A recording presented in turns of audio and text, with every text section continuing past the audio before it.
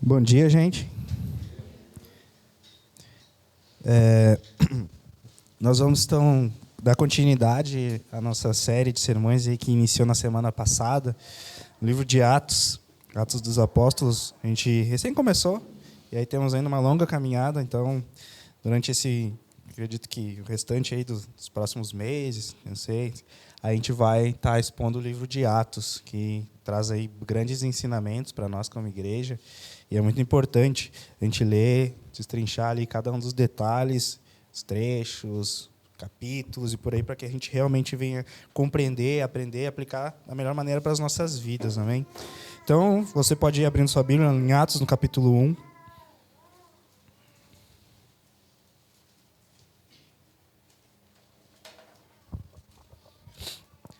Vamos ler Atos, capítulo 1, vamos ler do verso 12 até o verso 26.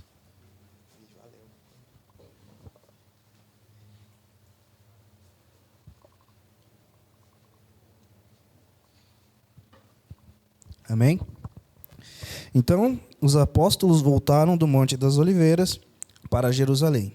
A distância até a cidade é de cerca de 1 quilômetro.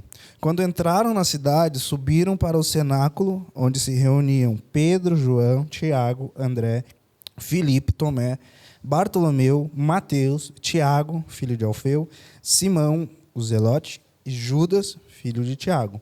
Todos estes perseveravam unânimes em oração, com as mulheres, com Maria, mãe de Jesus, e com os irmãos dele. Naqueles dias, Pedro se levantou no meio dos irmãos, que formavam um grupo de mais ou menos 120 pessoas, e disse: Irmãos, era necessário que se cumprisse a Escritura, que o Espírito Santo predisse pela boca de Davi, a respeito de Judas, que foi o guia daqueles que prenderam Jesus. Ele era um dos nossos e teve parte neste ministério. Ora, este homem adquiriu um campo com o preço da iniquidade, e caindo de cabeça, rompeu-se pelo meio, e todos os seus intestinos se derramaram. Isto chegou ao conhecimento de todos os moradores de Jerusalém, de maneira que, em sua própria língua, esse campo era chamado de Aceldama. Isso é campo de sangue. E Pedro continuou: porque está escrito no livro dos Salmos: fique deserta a sua morada, e não haja quem nela habite, e que outro tome o seu encargo. Portanto, é necessário que os homens que nos acompanharam todo o tempo em que o Senhor Jesus andou entre nós, começando no batismo de João, até o dia em que foi tirado do nosso meio e levado às alturas, um destes se torne testemunha conosco de sua ressurreição.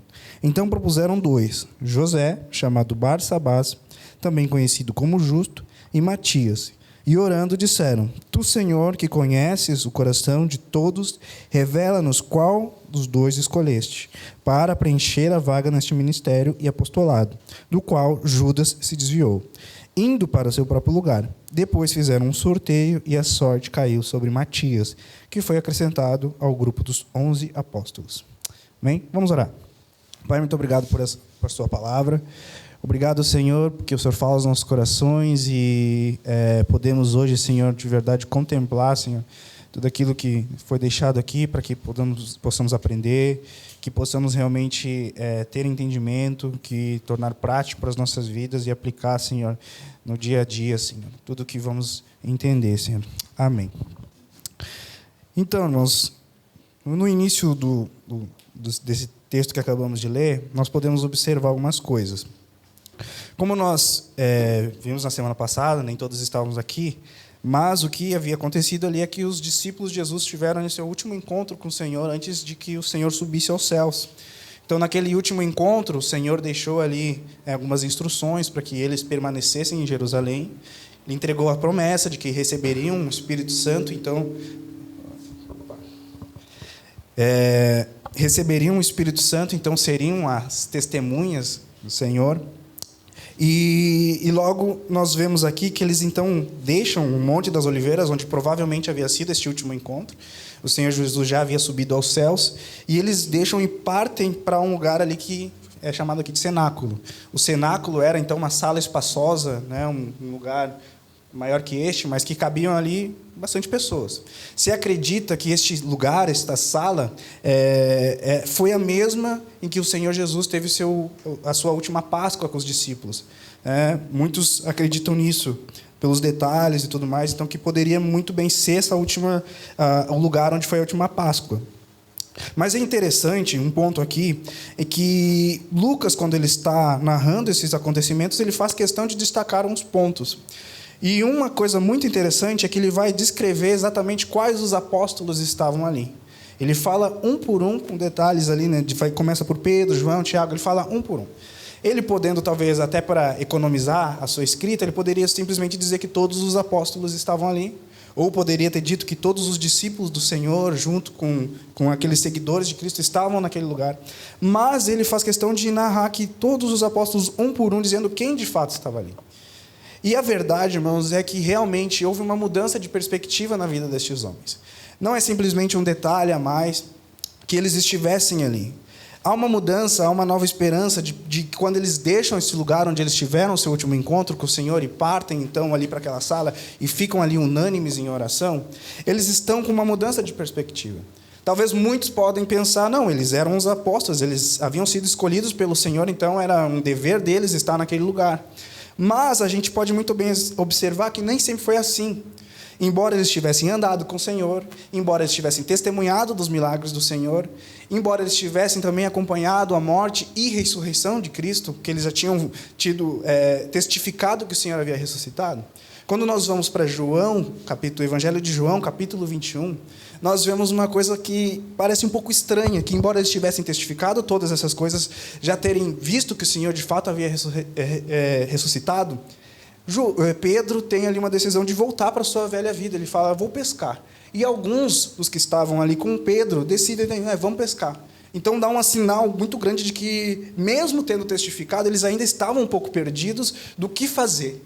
O que eles deveriam fazer? Então, quando eles vão pescar, e daí, obviamente, depois o Senhor Jesus se encontra com eles novamente, isso está em João, capítulo 21, você pode ler depois, anotar aí e ler depois. Mas eles têm, então, novamente um encontro com o Senhor. E agora, quando Lucas descreve aqui que cada um deles está, nós podemos perceber que eles estão com uma expectativa, uma esperança diferente. Eles não estão mais preocupados em voltar para suas velhas vidas. Não há um desejo dentro do coração deles de, não, agora o Senhor subiu, vamos voltar para a pescaria, vamos voltar para as nossas profissões. Mas há uma esperança diferente, há uma expectativa. E nós podemos muito facilmente conectar isso às próprias promessas que o Senhor havia deixado para eles. Como nós vimos anteriormente, no último sermão, o Senhor deu uma instrução muito clara para que eles permanecessem em Jerusalém, porque do alto eles receberiam poder ao descer sobre eles o Espírito Santo. Então, há uma instrução clara deixada por Jesus, e obviamente eles haviam andado mais tempo com Jesus, então algumas instruções lhes foram dadas, mas há uma perspectiva de que existia um papel que eles iriam desempenhar daqui para frente. Eles estavam realmente entendendo mais profundamente o que eles deveriam fazer agora com a subida do Senhor Jesus aos céus. Havia também a própria promessa dada por aqueles homens de branco que, logo na subida do Senhor Jesus, também falaram para eles, olha, tal da maneira com que o Senhor subiu, um dia Ele irá retornar. Desta mesma maneira com que vocês veem Ele subindo, Ele vai retornar. Então havia essa esperança. Agora, com as direções de que eles deviam permanecer em Jerusalém, porque havia uma promessa de que eles receberiam poder ao descer sobre eles o Espírito Santo, também há uma esperança de que um dia o Senhor iria voltar.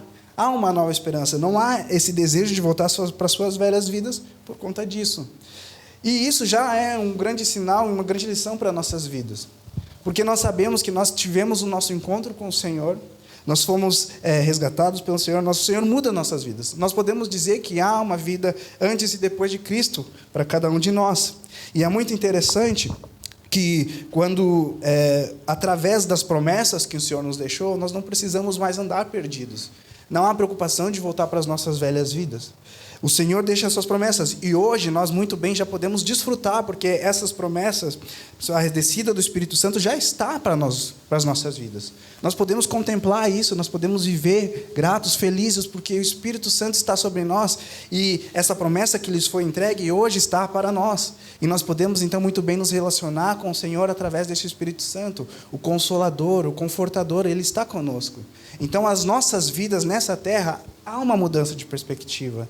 Para as nossas vidas, para a maneira como que vamos caminhar, há uma mudança. Nós não precisamos estar pensando em voltar atrás, porque o Senhor já nos encontrou e há uma grande direção. Nós podemos nos relacionar com o nosso Deus através deste relacionamento ao qual o Espírito Santo nos tomou. E também há essa expectativa da volta de Cristo. Nós, muitas vezes, agora, nos sermões do Advento, a gente falou muito sobre isso, que o Senhor ele vai voltar. Há uma esperança. Então, nós podemos andar nessa terra com essa confiança, com essa esperança, com essa expectativa. A maneira com que nós vamos caminhar, dar nossos passos, seja onde quer que a gente esteja, está totalmente ligado a saber que o Espírito Santo está sobre as nossas vidas, que através dessas promessas que os apóstolos receberam, que já está disponível para nós, nós temos uma mudança de conduta, nós podemos nos relacionar com o nosso Deus, nós podemos orar, nós podemos ter a contemplação de muitas das coisas que foram recebidas através do Espírito Santo, e nós temos uma expectativa de que tudo aqui nessa terra passa, porque nós vamos estar com o nosso Senhor Jesus, que virá, da mesma maneira com que Ele subiu um dia, Ele virá para reunir a sua igreja. Amém? E isso é muito importante. Então, quando nós seguimos ali, nós percebemos também que todos os que ali estavam oravam unanimemente. Significa que eles estavam orando, faziam uma oração em comum acordo. Eles estavam expectantes por aquilo que Jesus havia lhes prometido, e havia uma oração ali em comum acordo, todos que estavam ali oravam pelo mesmo. Obviamente, essas orações que eles faziam estavam relacionadas com as promessas que eles acabaram de receber. Eles estavam reunidos. E isso também é muito importante, porque eles poderiam muito bem haver recebido a promessa e se dispersar. Olha, o Senhor disse que nós vamos receber o Espírito Santo, também foi dito aqui que um dia ele vai voltar. Então, vamos fazer o seguinte, vamos sair cada um para um lado, vamos cada um ir para a sua casa, ir para o seu trabalho, voltar para a sua velha vida, e quando acontecer, se acontecer, a gente se reúne novamente. Mas não é o que acontece aqui. Eles, numa expectativa diferente, numa esperança que eles receberam através das instruções que o Senhor lhes deu, eles então se reúnem e passam a orar unanimemente pelo mesmo. Estão todos ali num corpo de que se menciona aqui que era em torno de 120 pessoas, todos estavam orando pelo mesmo. E aí vem também uma lição para nós, que nós, como igreja, devemos estar orando em unidade. Nós devemos estar realmente no mesmo sentido em oração. Como nós acabamos de falar, o Espírito Santo já está sobre nós. Essa promessa que lhes foi entregue já aconteceu e já há essa disponibilidade para as nossas vidas. Por conta disso, nós podemos também estar orando no mesmo Espírito, orando com essa expectativa e, ao mesmo tempo, também orando com a expectativa da vinda do Senhor. Orando como igreja, numa unidade, todos no mesmo. Eu fico com essa expectativa da vinda do Senhor, mas olhem quão bonito será o Senhor chegar, o Senhor voltar e encontrar a sua igreja orando unânime. Não cada um por suas coisas, não cada um disperso nas suas próprias áreas, mas que haja realmente uma expectativa geral de que a promessa do Senhor irá se cumprir, de que Ele vai voltar. E também desfrutar de que as promessas do Senhor se cumpriram. Então nós possamos orar juntos como igreja, alegrando-nos por isso. Que o Senhor, através da sua morte, da sua ressurreição, da descida do Espírito Santo e através também da expectativa de que um dia Ele vai voltar, nos faz com que todos nós estejamos unidos aqui e através desse mesmo Espírito, através dessa mesma contemplação, possamos então estar orando ao Senhor alegres. Há um motivo para toda essa reunião aqui. Há um motivo para toda essa unidade. É por isso que precisamos permanecer juntos nessa oração. Que essa lição que nos foi dada através deste comportamento também seja prática para nós. Que não venhamos estar dispersos após simplesmente num culto, cada um vai para o seu lado, cada um ora pelas suas próprias coisas, cada um busca os seus próprios desejos, mas que haja também essa contemplação que todos nós fomos salvos, todos nós fomos alcançados pelo Senhor, sobre nós está o Espírito Santo do Senhor, para nós está a promessa de que um dia o Senhor irá nos buscar, então que nós possamos estar orando unânimes num só Espírito.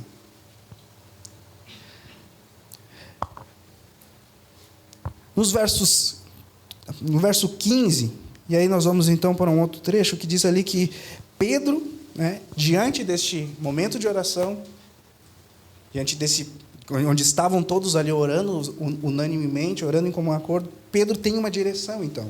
Pedro tem uma direção, por isso, mais uma vez, nós vemos a importância dessa oração em comum, porque o Senhor, Ele fala também, através desse momento de oração, através de que haja um comum acordo, o Senhor dá direções para a sua igreja. E Pedro, então, tem essa direção de que era necessário de que alguém viesse e tomasse o lugar que foi abdicado pelo próprio Judas. Através deste tempo de oração, Pedro, então, tem essa direção, e é importante aqui a gente destacar que Judas, ele havia negado, havia traído o Senhor Jesus, certo? Ele havia entregado através de uma venda ali, um comércio, ele entregou, traiu o Senhor Jesus com um beijo, e após isso, então, ele se suicidou, ele abdicou do seu lugar, e havia importância aqui, porque o Senhor havia escolhido 12 homens para serem, então, seus apóstolos. Naquele momento, quando a gente citou ali, a gente citou 11 homens. Então, realmente estava faltando a figura de um homem. E isso também não é por acaso. É muito interessante porque na história de Israel, do povo de Israel, o Senhor, de alguma forma, representava o povo de Israel através das 12 tribos. E quando o Senhor, então, concretiza o seu plano de restauração para o seu povo, ele também começa ali por 12 homens. E quando Judas ele abdica do seu lugar, ele se suicida, ele deixa o seu lugar, então ficou faltando um homem para completar estes 12, que de alguma forma também estariam representando, claro que sendo conduzidos pelo Espírito Santo, para conduzirem a igreja para a sua restauração, para o povo de Deus ser restaurado. E o que acontece? Que Pedro então vê que é necessário que alguém viesse e tomasse o lugar que foi deixado por Judas. Os textos que Pedro usa para mencionar que Judas havia deixado o lugar e era necessário que alguém tomasse o seu lugar, estão em Salmos capítulo 69, no verso 25, que diz: fique deserta a sua morada e não haja quem habite nas suas tendas.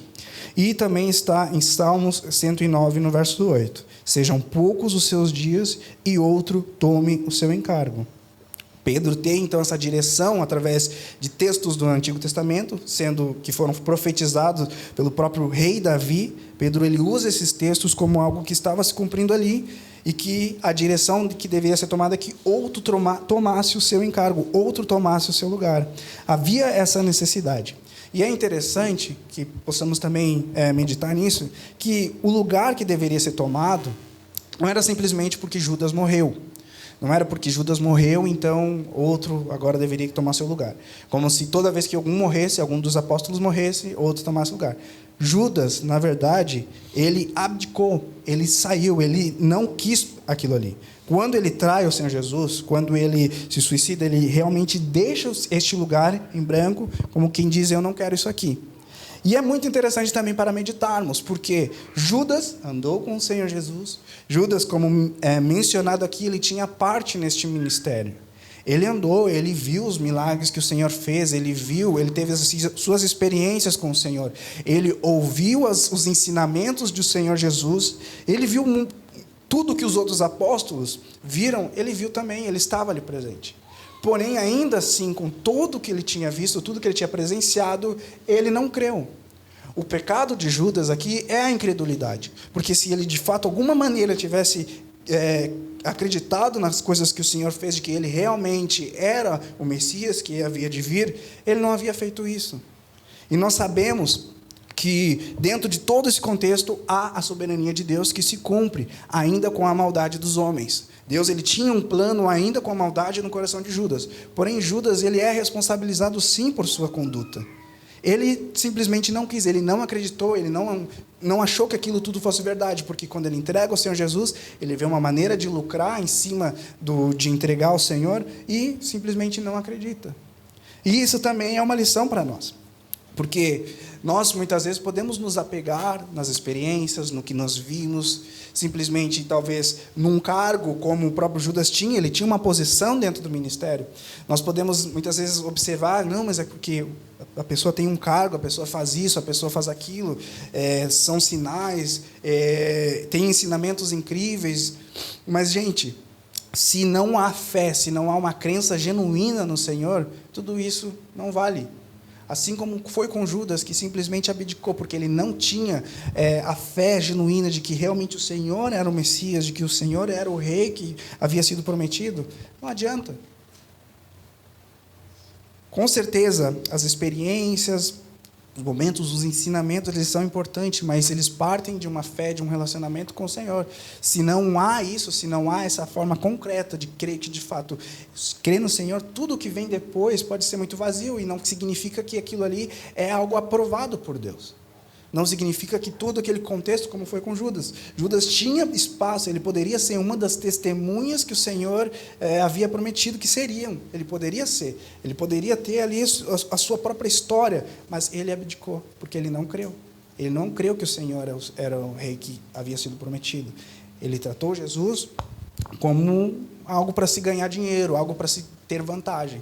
Então, que realmente examinemos o nosso coração e vejamos se nós estamos, de fato, conduzindo a nossa fé, a nossa caminhada com Cristo, por aquilo que Ele é, um relacionamento genuíno de quem realmente crê no Senhor, ou simplesmente ainda vemos alguma maneira de tirar vantagem, de buscar benefícios próprios, de alcançar sonhos próprios, simplesmente por essa caminhada. Não que não possamos ter sonhos, mas se queremos apenas caminhar com o Senhor Jesus, porque vemos um tipo de vantagem nisso, podemos estar com os nossos corações duros e não caminhando de fato com o Senhor. Então, também uma lição para que viemos observar. Não adianta fazer sinais, não adianta simplesmente ter experiências. O próprio Senhor Jesus diz em Mateus capítulo 7, versos 22 e 23, muitos naquele dia vão me dizer, Senhor, Senhor, nós não profetizamos em seu nome não expulsamos demônios, em seu nome não fizemos muitos milagres. Então lhes direi claramente, eu nunca conheci vocês, afastem-se de mim, vocês que praticam o mal. Então não é simplesmente as coisas que fazemos, podemos fazer muitas coisas de forma muito boa, podemos ter muitas vezes elogios dos outros homens, as pessoas falam, olha, posição de destaque, igual que Judas tinha, mas o que de fato é importante é que venhamos conhecer, reconhecer que o Senhor Jesus é o Messias e crer de fato nele, e que os nossos passos, que as nossas caminhadas venham demonstrar isso de fato como verdadeiros testemunhas dele. Senão, podemos estar com os nossos corações duros, nos encaminhando para cada vez mais longe do nosso Senhor. E seguindo aqui então em Atos, nos versos 21 e 22, portanto, é necessário que dos homens que nos acompanharam todo o tempo em que o Senhor Jesus andou entre nós, começando no batismo de João, até o dia em que foi tirado do nosso meio, levado às alturas, um destes se torne testemunha conosco de sua ressurreição. Então, Pedro dá aqui um sinal sobre quem deveria tomar a posição de Judas. E ele dá aqui alguns requisitos. Essa pessoa deveria, então, ter andado no ministério completo de Jesus, desde o dia que Jesus foi batizado até o dia que ele subiu aos céus. E ele deveria, então, ser também uma testemunha disso. Então, era necessário que houvesse ali, pelo menos, esses requisitos. E é importante, né, que a gente sabe que nós estamos em uma era onde há muitos apóstolos, muitos que se dizem apóstolos, muitos que, muitas vezes, se dizem apóstolos num simples sinal de como se fosse uma patente, de porque ele é uma pessoa maior que os outros pastores, então ele é denominado apóstolo. Mas nós vemos aqui que o ministério apostólico, o chamado apostólico, ele, na verdade, se trata de algo realmente de ser testemunha do Senhor e ele ter andado com o Senhor, presenciado o ministério. E para nós ver que realmente isso era muito importante, dentro dos 120 que estavam ali presentes, apenas 2 conseguiam, então, preencher aqui esses requisitos que foi dado. Foram indicadas apenas 2 pessoas, dos 120.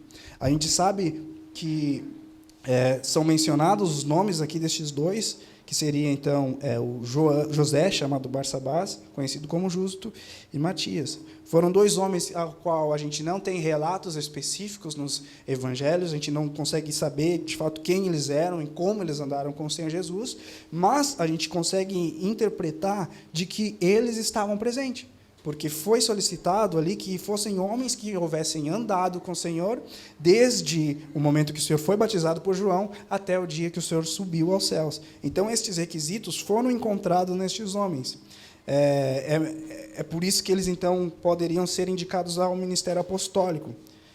Nós, como igreja aqui, nós, de fato, não reconhecemos outros apóstolos, senão estes que foram mencionados aqui, por conta exatamente disso.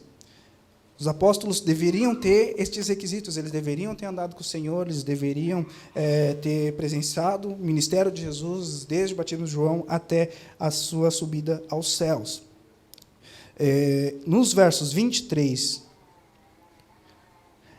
no verso 25, vamos ali, parte do 23, 4. E orando disseram, tu, Senhor, que conheces o coração de todos, revela-nos qual dos dois escolheste, para preencher a vaga deste ministério e apostolado do qual Judas se desviou e indo para o seu próprio lugar. Então, houve uma oração. Não foi uma escolha humana. Não foi simplesmente algo que ele, tem dois aqui, vamos então fazer uma eleição, vamos ver quem ganha por votos. Há uma escolha. E tal como foi com Jesus, quando ele escolheu os seus apóstolos, que ele se retirou para orar, nós vemos em Lucas, no capítulo 6, no verso 12 ao 13, Jesus indo orar. Naqueles dias, Jesus se retirou para o monte a fim de orar, e passou a noite orando a Deus, e quando amanheceu, chamou a si os seus discípulos, e escolheu 12 dentre eles. Então, como o Senhor Jesus se retirou para orar, agora os discípulos estão também orando para que se faça a vontade de Deus na escolha deste homem, para que se esvaziasse o coração dele, para que não fosse algo carnal, que não fosse uma escolha humana, mas que houvesse, então, uma escolha de fato do próprio Deus.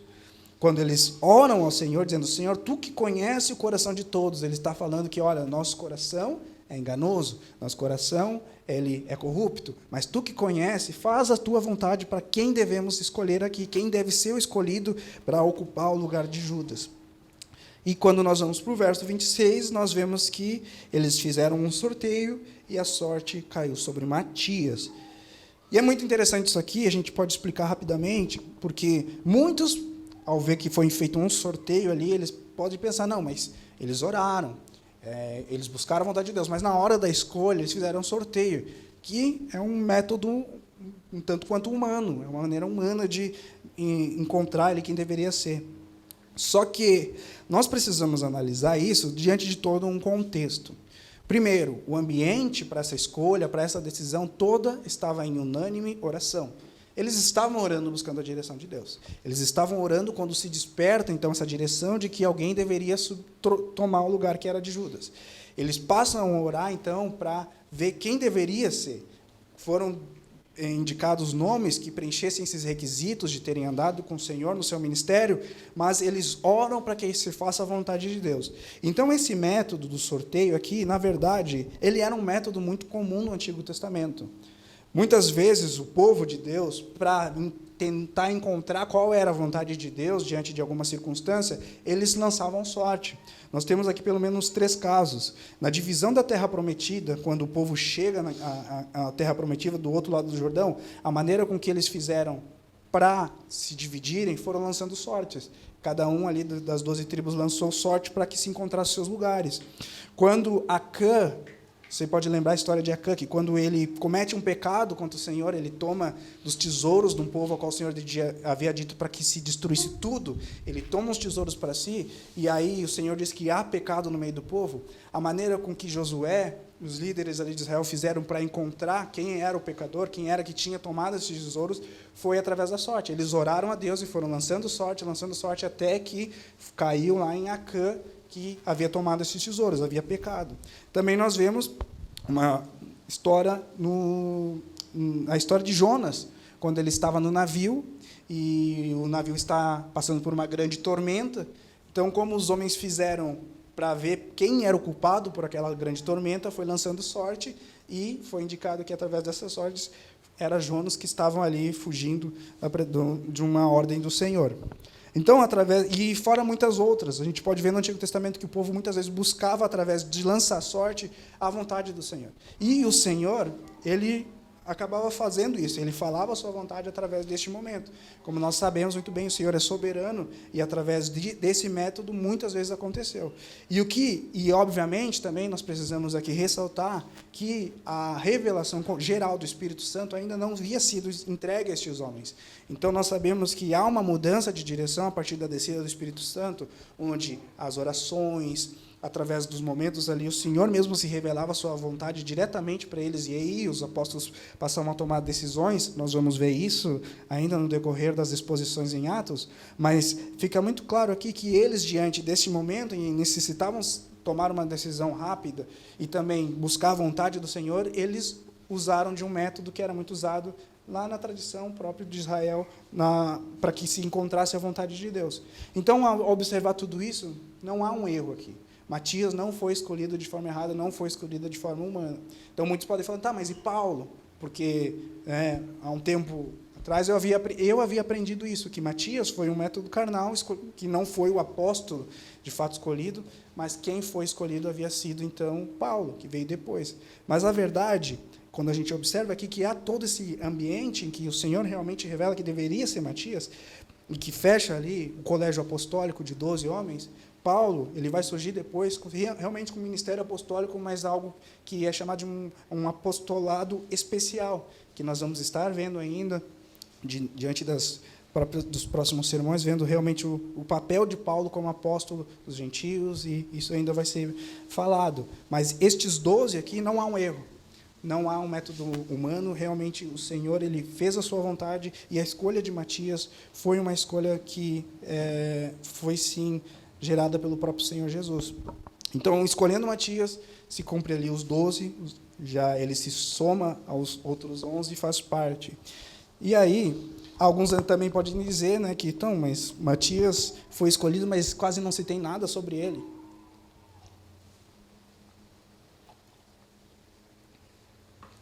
Pouco se sabe sobre Matias. Mas nós também podemos interpretar isso da seguinte maneira. A Bíblia não faz questão de narrar cada um dos passos de cada um dos apóstolos. A gente pouco ouve falar também de Bartolomeu, por exemplo. Nós não sabemos. Mas nós podemos crer e confiar de que, de fato, o Senhor escolheu estes homens para iniciar esse processo, então, de restauração do povo de Deus e uma caminhada de expansão, de serem testemunhas do Evangelho, testemunhas da ressurreição de Cristo, e foi assim que a igreja foi dando seus primeiros passos, através da escolha desses 12 homens e o que eles foram fazendo. Quando nós observamos sobre Matias, nós realmente não temos muitos relatos sobre ele na Bíblia, praticamente só esse aqui, mas diz a tradição cristã, estudando um pouco sobre o próprio Matias, que após a descida do Espírito Santo, ele então foi enviado para as regiões da Etiópia, e lá ele foi então apedrejado e decapitado em seguida. Então ele foi realmente uma testemunha, como a própria origem da palavra, né, que significa Marte. Ele foi sofreu, ele foi perseguido, mas o legado dele na Etiópia de pregação do Evangelho realmente aconteceu. Isso segundo a tradição cristã. Amém? Então, sobre aplicações, nós podemos aqui simplesmente falar, né, do que mais vimos aqui, sobre a importância da oração.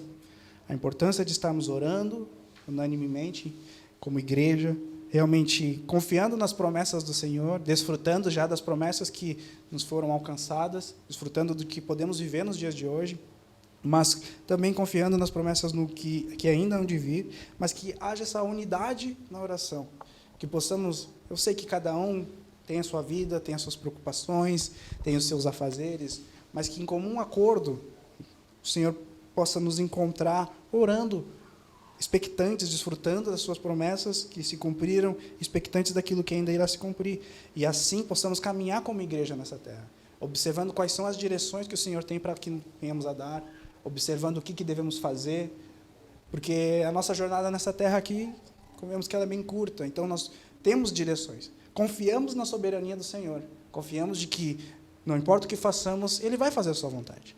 É obviamente que quando nós olhamos para isso aqui, o Senhor já havia escolhido Matias. Matias já estava nos planos do Senhor antes da fundação do mundo. E sabemos que se cumpriu tal como o Senhor queria. Porque o Senhor é soberano sobre todas as coisas e a decisão era dele.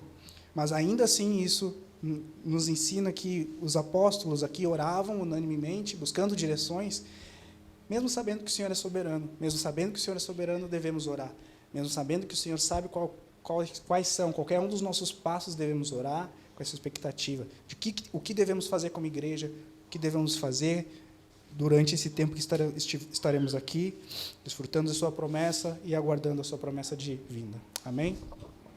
Vamos orar. Senhor, muito obrigado, Pai, por esta palavra. Obrigado, Senhor, porque o Senhor nos ensina, Senhor, e podemos observar, Senhor, que o Senhor sempre esteve na direção de todas as coisas. Sempre foi por aquilo que o Senhor queria, sempre é por Ti, para Ti, e queremos, Senhor, de tal dessa forma, buscar as Tuas direções, Senhor. É o que devemos fazer em oração. Senhor, que como igreja possamos realmente ter essa unidade em oração, buscar orar, Pai, como, mesmo tendo nossos desafios, mesmo tendo nossas dificuldades, possamos, Senhor, estar unidos em oração, na expectativa da mesma coisa, Senhor, que é a Sua vinda, e o que devemos fazer enquanto esperamos, Pai. Em nome de Jesus, amém.